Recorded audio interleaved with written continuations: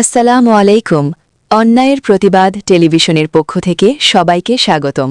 আপনাদের সাথে আছি আমি মোসাম্মদ সুম্মা আক্তার। মানিকগঞ্জ থেকে মোহাম্মদ সাইফুল ইসলাম নিজস্ব প্রতিনিধি জানিয়েছেন, মানিকগঞ্জ সদর হাসপাতালে নারী ধর্ষণের অভিযোগে 2 আনসার সদস্য কারাগারে। মানিকগঞ্জ সদর হাসপাতালে দায়িত্বে থাকা 2 আনসার সদস্যের বিরুদ্ধে নারী ধর্ষণের অভিযোগ উঠেছে। অভিযোগের প্রেক্ষিতে আদালত তাদের জেল হাজতে পাঠিয়েছেন। ঘটনাটি ঘটে গতকাল মঙ্গলবার 13 জানুয়ারি 2026। জানা যায়, নিরাপত্তা নিশ্চিত করার দায়িত্বে থাকা ওই আনসার সদস্যরা রাতে আশ্রয় নিতে আসা একটি দম্পতিকে আলাদা স্থানে নিয়ে যান।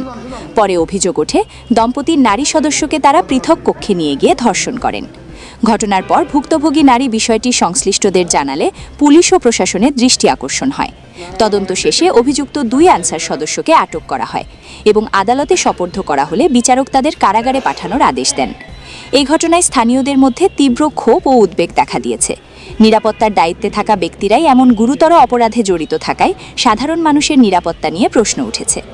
এ বিষয়ে প্রশাসনের পক্ষ থেকে জানানো হয়েছে, ঘটনার সুষ্ঠু তদন্ত চলছে এবং দোষীদের বিরুদ্ধে কঠোর আইনগত ব্যবস্থা নেওয়া হবে।